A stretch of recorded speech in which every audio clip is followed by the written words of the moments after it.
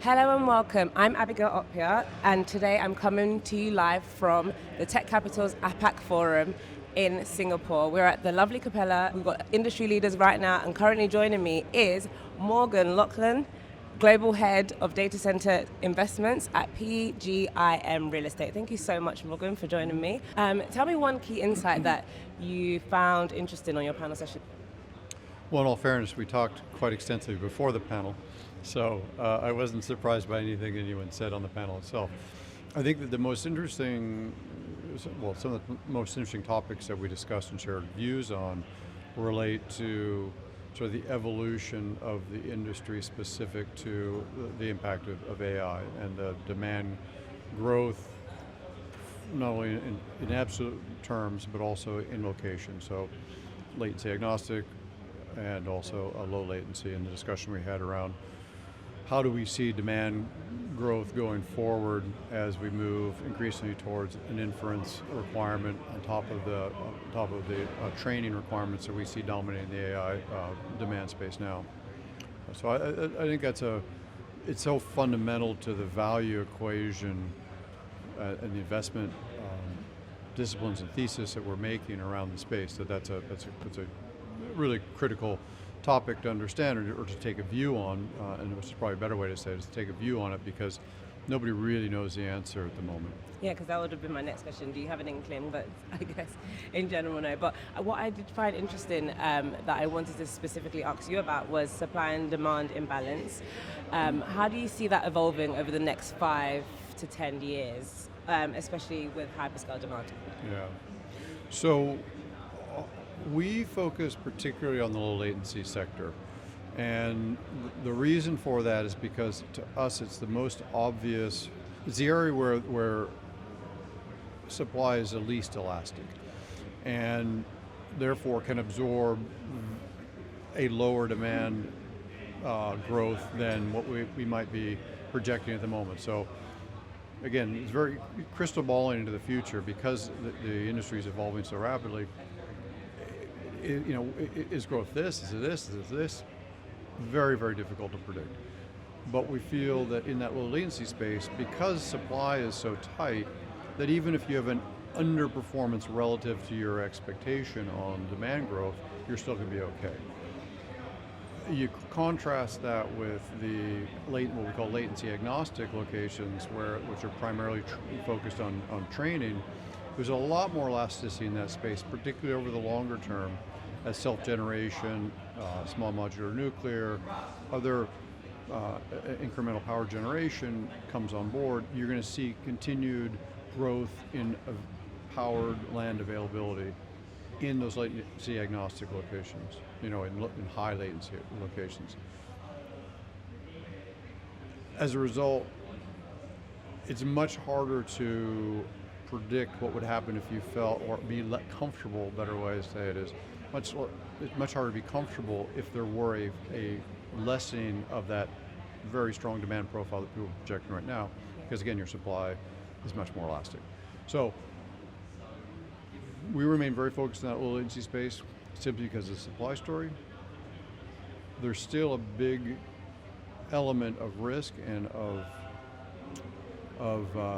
the importance of how latency evolves and the requirements for latency evolve as we move more and more into inference is still important to us, because it's again going to drive the speed at which rents rise, the speed at which spaces fill, which then translates back to, in our analysis, well, what price can we pay for the land that we're going to buy to build it?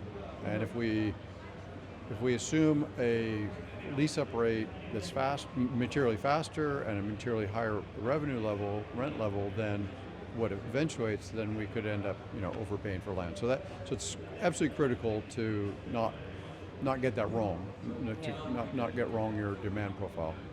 Yeah, I mean, I didn't even realize that it takes that much logistics to even acquire the land in the first place, but that does make sense. And so how do you, has there ever been a scenario where that's happened and you've had to maybe retract back, or is that one of the things that you just make sure you meticulously plan to avoid, paying excess rent fees or paying excess amount for land. Yeah.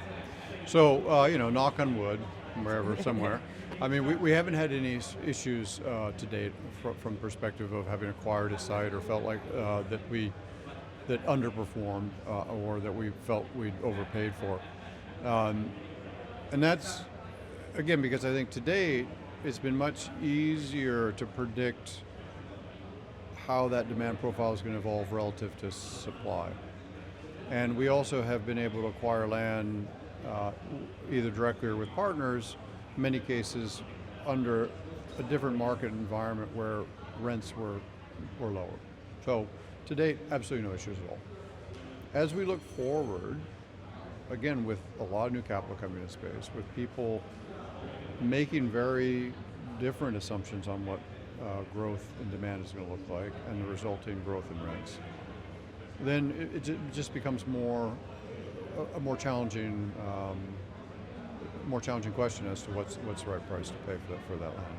I think we still, the way we're pricing it, we're comfortable with it, and we've been competitive in the most recent land purchases we've made.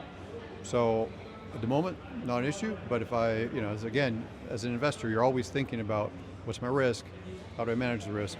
That's what I'd say is the biggest kind of risk component to our investment thesis, is making sure we don't overpay for land site. And how do AI, like trends like AI, change the geography or design requirements? Well, once again, when you go to training, which is again this latency agnostic sort of space where you can be in Finland or Mongolia or North Dakota, or where you don't need to be close to near a large population center. Well, that's a huge change versus what 10 years ago when I first started looking at this space, where you would typically locate a data center. Massive evolution or change in that. We simply are not focusing on that. That's not our area. So what I'm focusing on now looks a lot like what we were focusing on 5 years ago, which is sort of mid-sized builds called 50 megawatts plus minus in close proximity to major metros. The technology around those builds has evolved largely around the cooling, because even if it's something which is primarily cloud or has some inference component to it, we are seeing more and more GPU applications within those locations. And so there's been the switch from air cooling, 100% air cooling, over to some form of liquid cooling or hybrid cooling. So that's continuing to evolve, but not in a manner which I would say it's more evolutionary versus revolutionary. Let's put it that way. Nice. And my last question, are there any underappreciated markets or regions that you think will become a hotspot for AI infrastructure in the next maybe 2 to 5 years? Look, if you look at the AI training element of it, you kind of are crossing out the obvious major markets: Tokyo, Osaka, Sydney, Singapore. Those markets it's too expensive to put in place the large scale campuses that are necessary for the AI training, which then obviously starts leading you to say, well, what other places can you do it? Obviously Malaysia is the forefront of that. They've been the leader in that, and particularly in Johor, but also KL's also had some large scale builds there. There's talk about southern Japan, Kyushu area as a potential. Melbourne is clearly an area where we're seeing growth in AI workloads. What's the best market? I don't know. Or ones that they're not quite there yet, but you predict that they will be with time? Any regions? Look, I think the story around Kyushu is interesting. Let's put it that way. I think it's an interesting story around Kyushu. Okay. Well, thank you so much, Morgan. It's great speaking with you. Thank you. And as for you at home, don't forget to check out our latest news and insights at thetechcapital.com. You lead, we report. Bye for now.